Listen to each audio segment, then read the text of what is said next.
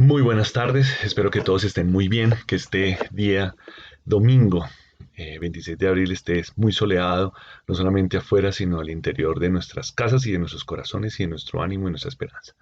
Entonces, coronavirus, COVID-19, ¿cómo vamos? 26 de abril del 2020.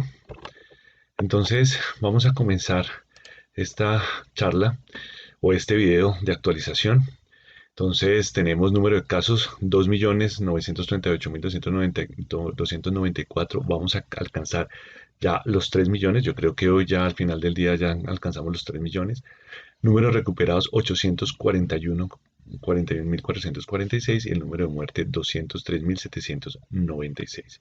Esto representa el número de porcentaje de recuperados 28.6% y el porcentaje de muertes 6.93. Bueno, muy bien.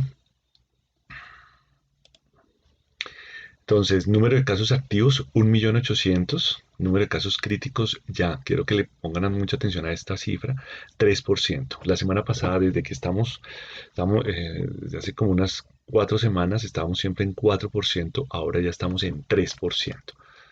Eso es algo maravilloso. Y casos cerrados, también tenemos una progresión y una buena noticia. Tenemos 1 millón de personas aproximadamente, el cual 81%, ya subimos un 1%, pero 1% en el mundo es una gran cantidad de personas que ya están recuperadas, mientras que ya empezamos a disminuir. Estamos en 20% y ya estamos en 19% de fallecidos, con un total de 203.796 fallecidos. Bueno, muy bien. Número de casos en el mundo. Rápidamente lo vamos a mirar. Lo que más me importa es la parte conceptual que quiero mostrarles. Esto está tomado por la base del CDC de Atlanta con el reporte diario de casos y de muertes por país. Y quiero que mostrarles estas cosas tan maravillosas. Miren lo que es España. Tenemos el pico y ya empezó a descender. Tenemos, mira, Italia, el azulito, mire cómo está descendiendo. Alemania, cómo sigue descendiendo maravillosamente. El Reino Unido, que era el país, uno de los países que estaba creciendo la semana pasada, mire ya cómo se empezó a estabilizar, miren, acá, perfecto. Francia sigue descendiendo, Irán sigue descendiendo y obviamente Corea, sin palabras, Corea del Sur. Entonces, ¿esto qué significa? Es que ya empezó a disminuir el diagnóstico número de casos a pesar de que se siguen haciendo pruebas. Entonces es algo maravilloso que ya podamos empezar a tener en un continente ya una misma tendencia a la disminución. Para los que les gusten los números, entonces pues miren, eh, el Reino Unido estamos en 34.000, la última semana, España 31.000, ya Italia 20.000, Alemania 14.000. Acordémonos que estos son número de casos, Irán 8.700 y Corea del Sur 65. Entonces maravilloso, es una muy buena noticia. Si nosotros incluimos a Estados Unidos, fíjense que también está comenzando a descender. Entonces eso es una cosa maravillosa. O sea, esto es un dato muy importante. Sobre todo pues desde que empezó a aparecer aproximadamente a finales de febrero, como ustedes pueden observar aquí en la curva. Fíjense cómo ya estamos hablando que vamos a completar casi 2 meses, ya se comenzó a descender. Que cuánto, que la velocidad, que bueno, no importa, pero ya el concepto acá es que comenzó a descender. Entonces, eso son muy buenas noticias y eso son también muy buenas noticias para la economía y ahora empezamos a mirar cómo van a ser los protocolos pues para poder estar ya saliendo de este aislamiento preventivo. Los datos, 188.360 Estados Unidos. Entonces, bueno, sigamos. ¿Cómo vamos en la región? Nosotros en la región, aquí en Latinoamérica, vamos hasta ahora subiendo.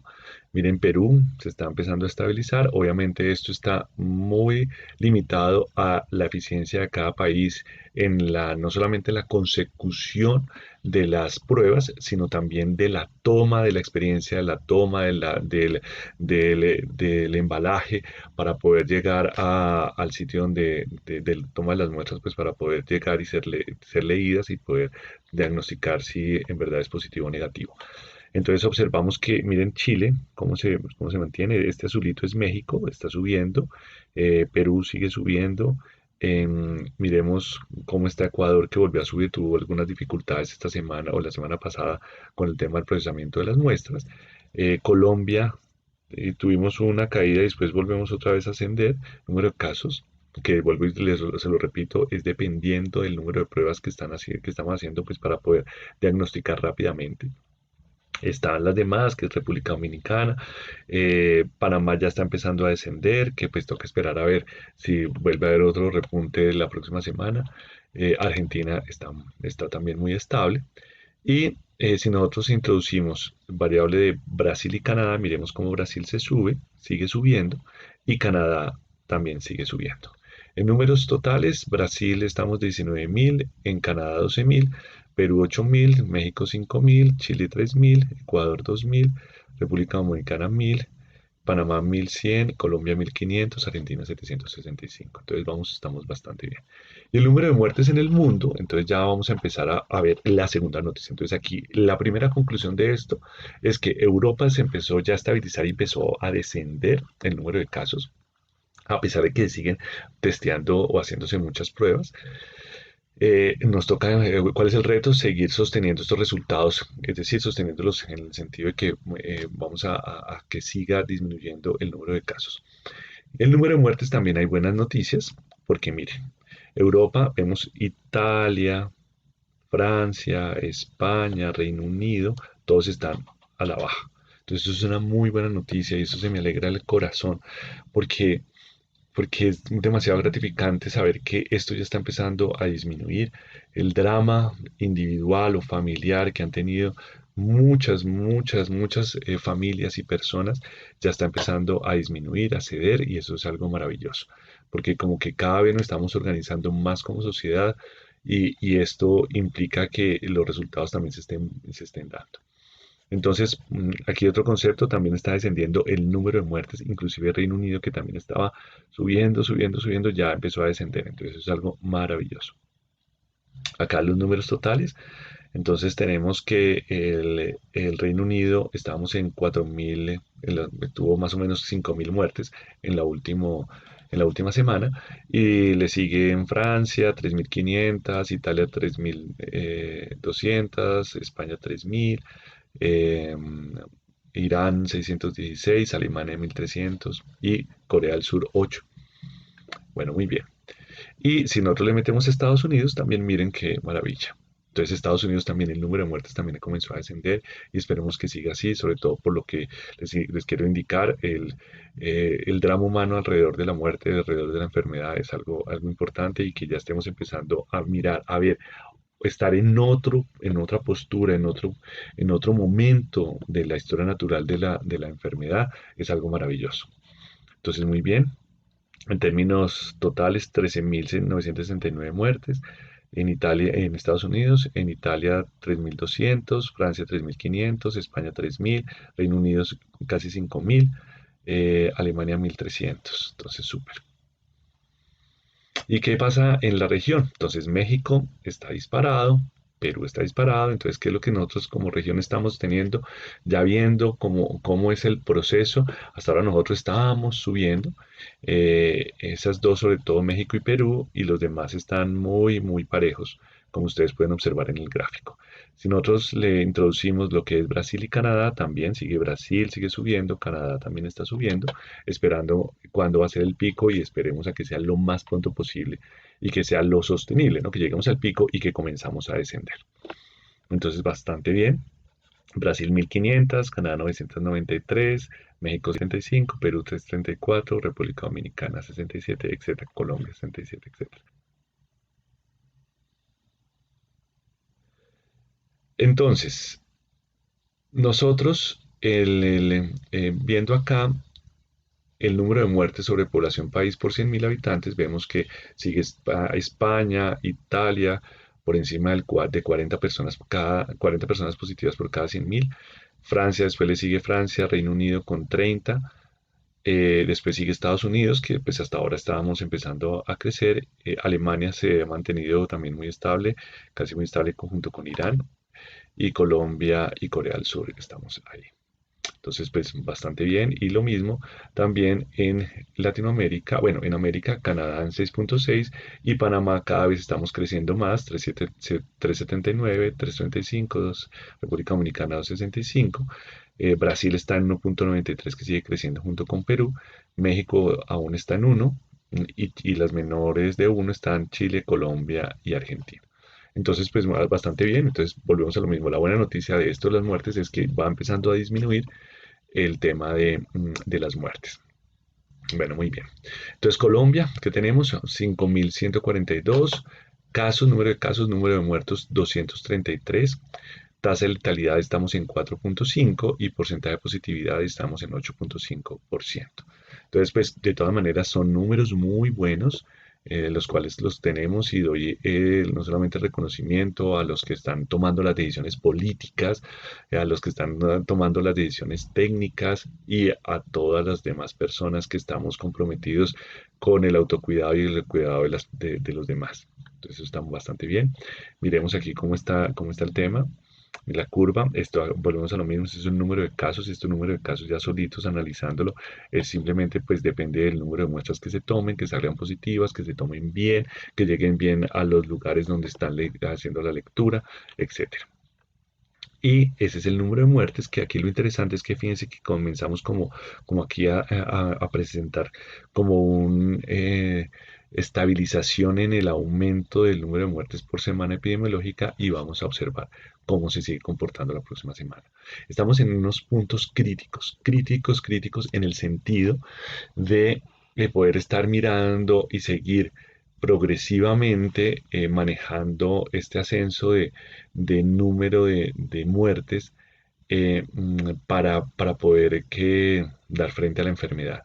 Entonces, esto está muy coherente y van a estar tenemos que observar muy claramente estas 2 próximas semanas cuando ya demos la apertura lo que va a ser mañana, el 27 de abril, para toda Colombia. Es decir, pues que ya se va a reinsertar algunos sectores económicos, pues que empezar a trabajar. Bueno, muy bien. Esto ya es el número de casos por día. Fíjense cómo está la curva. De todas maneras sigue estando ascendiendo. Porcentaje de casos por edad por Colombia seguimos presentando lo mismo. Ahí es muy estable. De los 20 a los 60 años siguen estando el mayor número de casos. Es un porcentaje de casos. Y de resto, pues los mismos tanto en los menores de 20 como en los mayores de 70, entonces, o de 60, están los otros casos. Pero el grosso está entre 20 y 60 años. ¿De dónde están haciendo el estudio? Mejor dicho, el porcentaje de procedencia de casos en estudio, estábamos hablando de 50%, están en estudio en este momento, relacionados 34% e importados cada vez va a estar disminuyendo mucho más. Y a cada porcentaje de recuperados, hospitalizados, UCI y fallecidos, entonces acordémonos que yo se los divido acá, entonces básicamente no ha cambiado mucho, ha cambiado algunos 1 o 2%, no más, pero definitivamente la población que más está hospitalizando son los mayores de 50 años, fíjense cómo está el número de casos, el número de UCI también mayores de 50 años, ¿sí? Casi con un 72%, ¿sí? Número de fallecidos también, o con 85%, mayores de 50 años en comparación de los menores de 50 años. Y recuperados, entonces aquí ya tenemos la otra cara de la moneda, y es que los menores de 50 años, 69%, y los mayores de 50 años, 31%. Pero entonces miren acá un tema importante, y es, por ejemplo, fíjense cuántos pacientes ya se han recuperado de 60 a 69 años, 93 pacientes, de 70 a 79, 43 pacientes, y mire de 80 a 89 años, 17 pacientes. Eso es algo muy lindo porque entonces esto también nos da esperanza de que sobre todo a las personas, porque he tenido muchos pacientes que me han consultado y están muy angustiados porque dicen, bueno, yo soy mayor de 70 años y soy hipertenso y entonces que tengo susto y entonces me voy a morir, etcétera. No, pues básicamente hay una mm, individualización de cada caso. Y eso es lo que traté de hacerles ahorita en las próximas diapositivas, mostrar una información bien valiosa, pero definitivamente estamos todavía en poder entender bien cuál es el comportamiento individual del virus, pues para poder salvar la mayor cantidad de personas. Entonces aquí viene una pregunta, ¿no? ¿Qué hace que yo me esté enfermando? ¿Qué hace que yo me muera? Así porque no sé, ustedes de pronto han podido escuchar, no, que no tenía ningún síntoma, que no tenía síntoma, no tenía ninguna comorbilidad. Entonces eso tuvimos que buscar en una base de datos precisamente de tratando de conocer cuáles eran las diversas enfermedades de las pacientes fallecidos aquí en Colombia. Entonces, lo que podemos acá, que esta fue una base de datos del Centro de Investigaciones de la Fundación Universitaria de Ciencias de la Salud, eh, aproximadamente hay una distribución porcentual de diagnóstico en muertes, es decir, que hay un 88% que presenta comorbilidades y un 12% que estuvo asintomático. ¿Ok? Esos son datos muy interesantes porque fíjense que hay una mayoría de personas que presenta alguna enfermedad o enfermedades que junto con el COVID pues presentaron el deceso y 12 personas que son asintomáticas, aunque obviamente también es muy importante establecer esta relación porcentual es para que se nos dé una idea global. ¿Por qué? Porque es que desafortunadamente no podemos tener acceso a las historias clínicas para poder estudiar e individualizar pues cada paciente y poder verlo qué fue lo que pasó, porque esas historias clínicas pertenecen a cada institución donde fallecieron. Entonces, pues eso sería un estudio de investigación posteriori. Pero lo que nosotros pudimos es el levantamiento de la información que está disponible a nivel de la opinión pública fue lo que pudimos obtener estos resultados.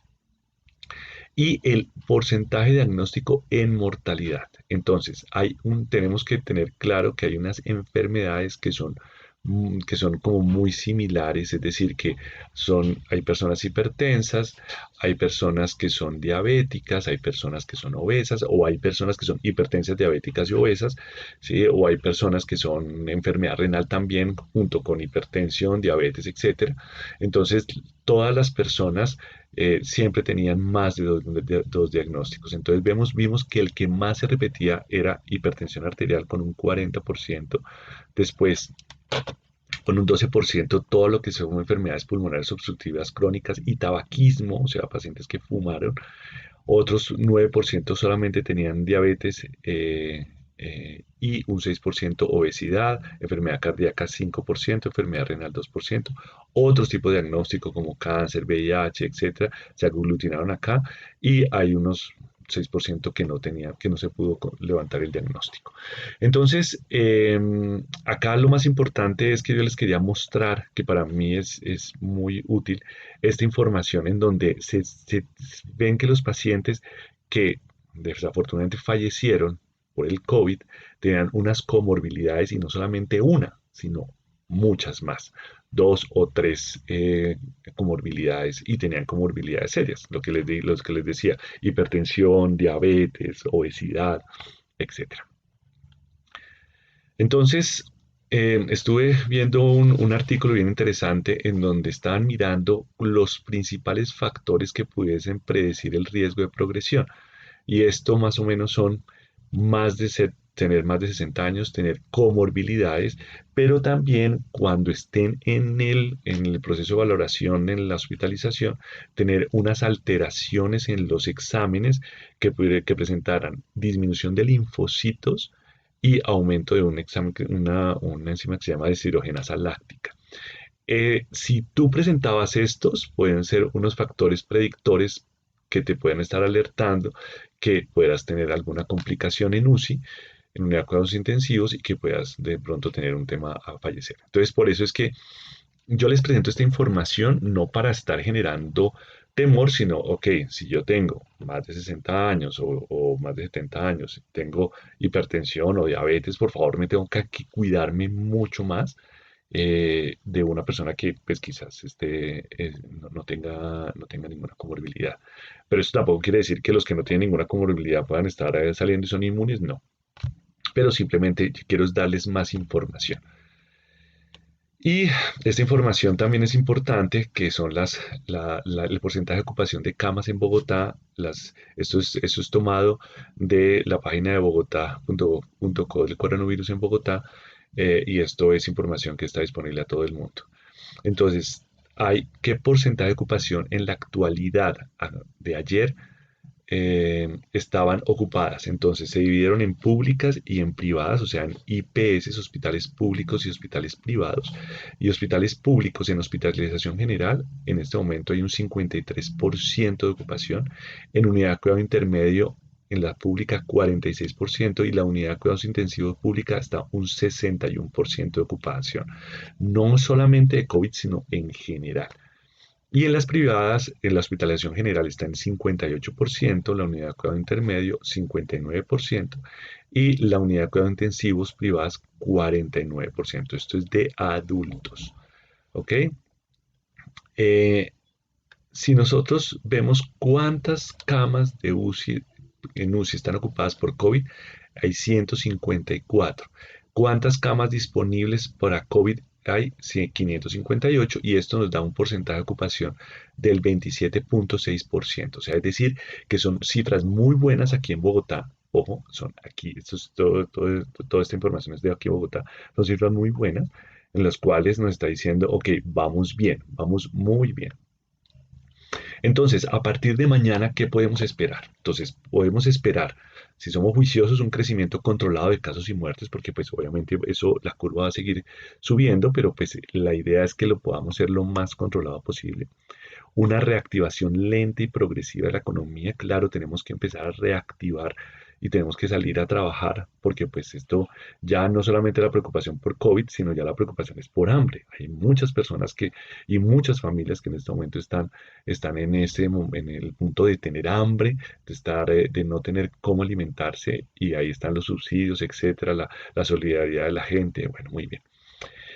Lo otro es que se tiene que haber una monitorización de indicadores principales para continuar en la reactivación económica de los sectores. Es decir, que si esos indicadores siguen estando bien, ¿sí? Entonces pues van a sumarse más sectores siempre y cuando cuidando todo el tema de bioseguridad y cumpliendo todos los protocolos que también el gobierno y los entes de salud ya nos están diciendo. Ojo, pero si se aumenta más de lo esperado, se debe volver al aislamiento preventivo.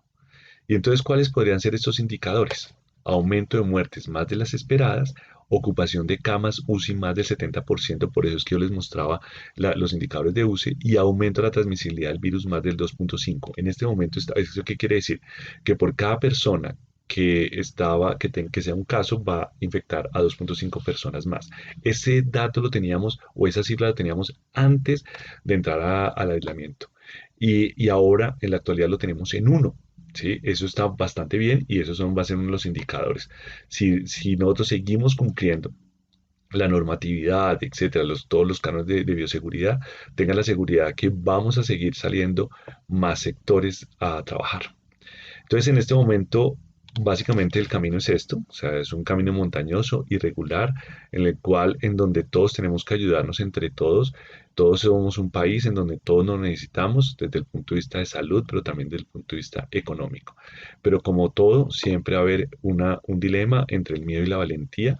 Acordémonos que valentía no es irresponsabilidad, porque eh, tenemos que pensar que lo que pasó, por ejemplo, en Corabastos, una persona salió positivo, le dijeron, por favor, aíslese, cumpla el aislamiento, no lo cumplió y empezó a aumentar mucho, pues digámoslo así, empezó a diseminar el virus.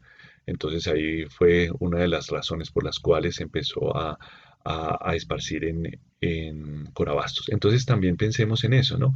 Tenemos que ser muy juiciosos y muy paulatinos, no importa la velocidad. ¿M?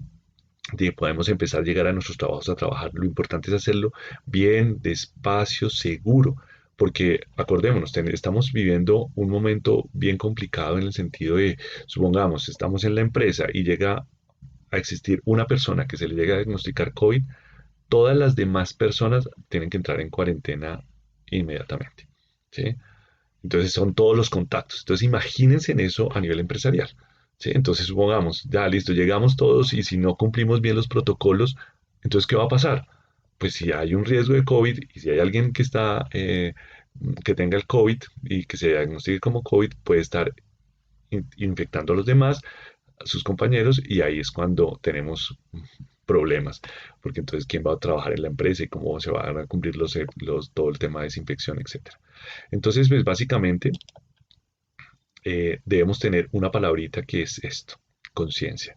Y la conciencia es conciencia de autocuidado, conciencia de estar cumpliendo los protocolos, por más de que sepamos y que estamos bien, no tenemos que seguir siendo muy estrictos en ese sentido. Entonces, por favor, yo los invito a que leamos todo el tema de bioseguridad, de cómo es que podemos salir a la calle. Voy a hacerles un video para tratar un video sucinto de todo cuáles son las formas de las normas de bioseguridad, tanto en las empresas como o en los diferentes sectores, como también en la calle, en el uso del transporte público, etcétera, para que eso nos quede supremamente claro, porque aquí está la clave en este momento. Si en este momento logramos ser juiciosos y lavarnos bien las manos, usar el tapabocas cuando debemos usarlo, en cumplir todas las normas de bioseguridad que está muy explícito en los decretos que expidió el gobierno nacional, entonces yo pensaría que ahí es donde podemos empezar a salir más sectores y reactivarse mucho más la economía. Entonces, básicamente, les dejo con esta frase: si no puedes volar, corre; si no puedes correr, camina; si no puedes caminar, gatea; sin importar lo que hagas, sigue avanzando hacia adelante. Entonces, tenemos un gran reto y ahorita vamos a empezar a cómo se empieza a comportar el tema de muertes, el tema de casos, el tema de índice de UCI, que ya tenemos más indicadores. Entonces, que tengan una muy buena semana. Vamos con mucha fe, con mucho ánimo, con mucho optimismo, si podemos, y si podemos sobre todo reactivar la economía, porque en este momento hay más preocupación, porque pues lo que les decía hace un momento, están aguantando hambre y no solamente el tema de hambre, sino también de quiebra o de no tener dinero, etcétera, y eso no nos puede pasar. Entonces, tenemos que luchar eso porque hay muchos sectores en donde van a estar muy golpeados y tenemos que empezar a generar un círculo de la economía. Entonces, muchas gracias y feliz tarde, feliz domingo y muy buena semana.